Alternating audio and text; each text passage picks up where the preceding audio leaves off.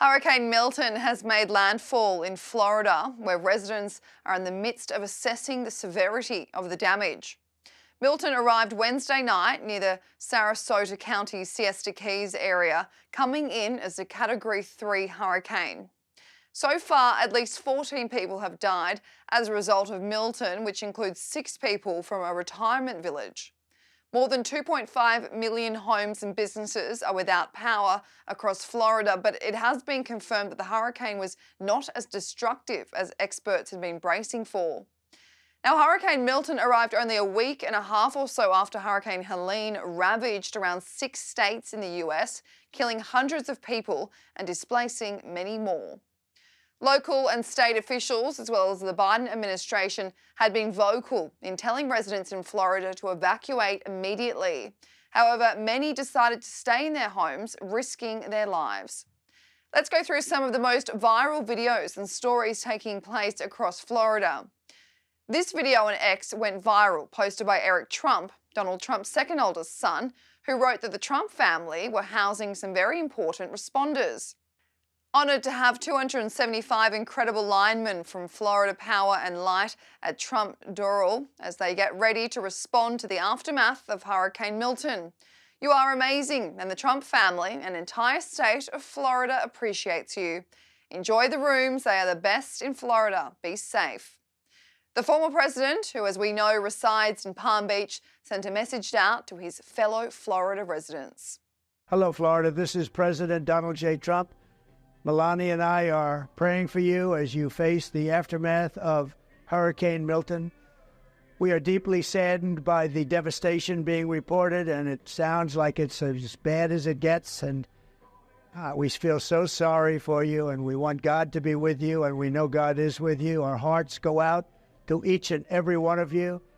To those who've lost so much, know that you are not alone.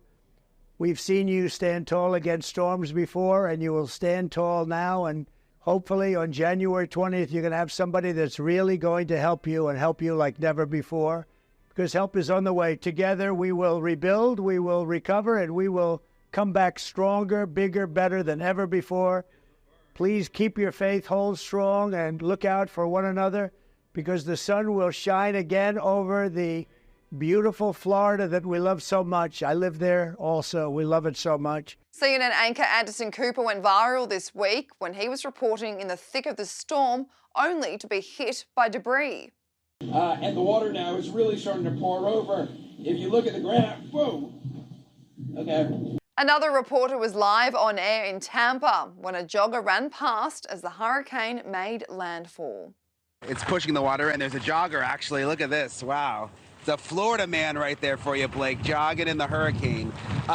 Look at the trees, though, Blake, and you can see how windy it is. Again, it's coming through right now. Everybody's just waiting to see how close is the center is this storm going to be to Tampa. Is it going to go a little north of Tampa, which would be a really good thing for Tampa? Wow, it's getting pelted now. Take a look at this baseball park here, the Tropicana Field in St. Petersburg, where the entire roof has blown off from the hurricane. This field is the home of the Tampa Bay Rays, and this video shows a 360-degree view of the damage done by Milton. The entire roof will need to be replaced. However, the good news is that no one was hurt by any of the damage done.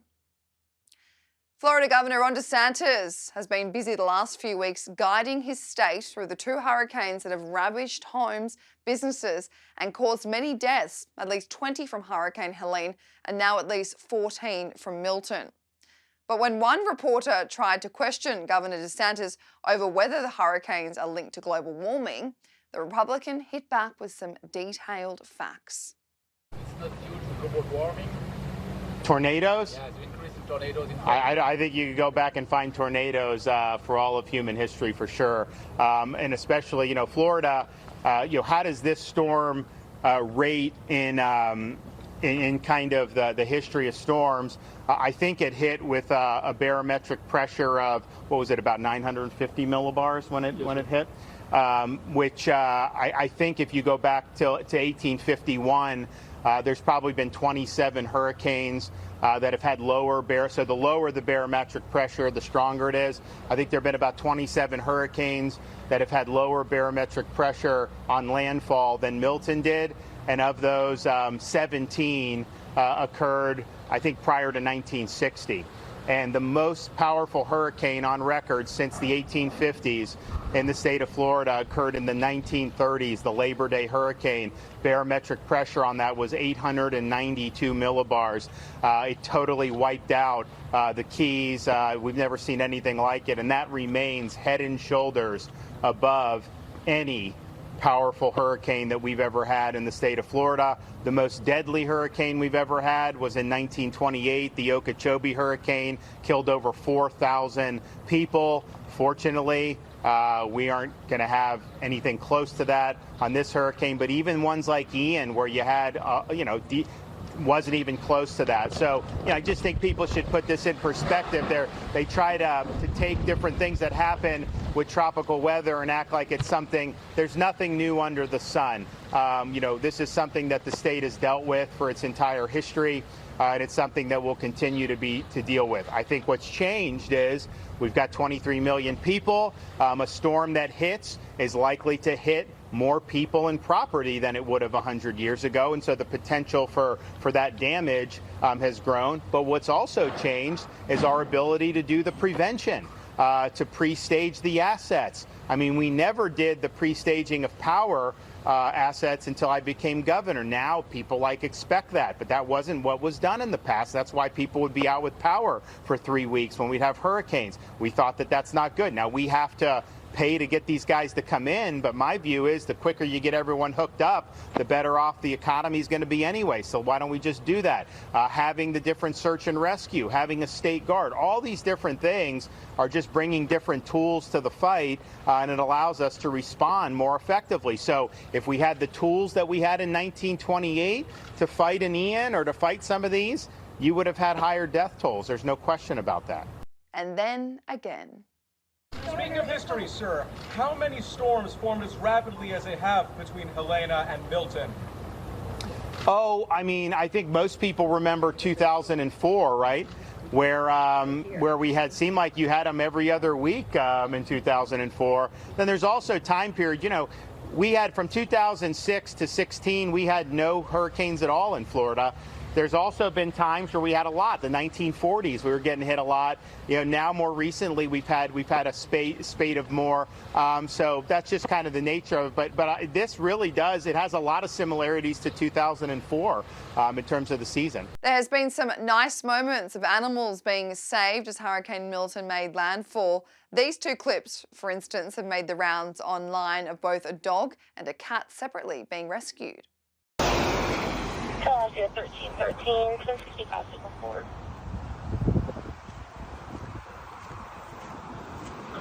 But it's okay, buddy. It's okay. 1375 fly and it's okay. It's okay. It's okay. It's okay. It's okay. I don't blame you. I don't blame you. It's okay, buddy. It's okay. Oh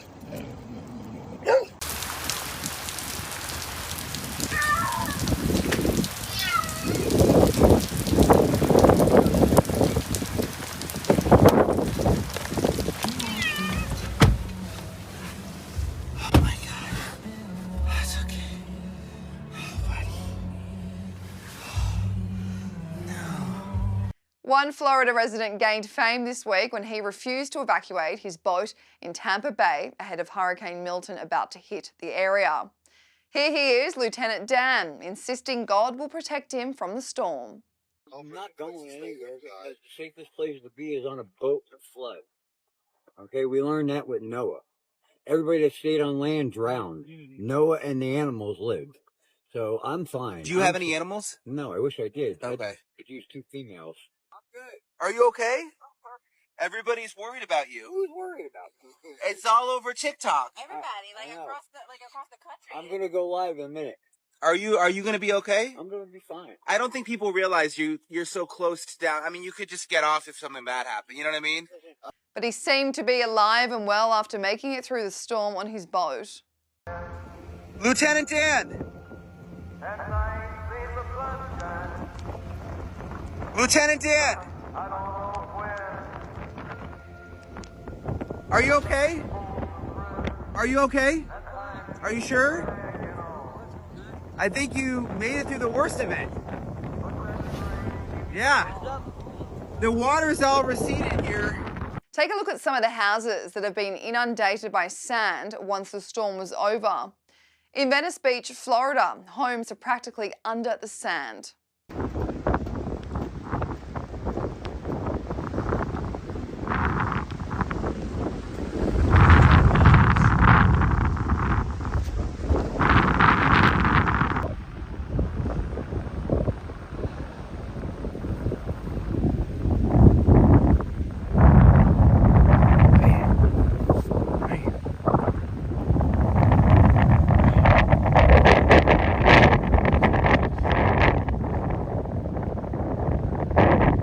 And President Biden has told Florida residents that help is on the way.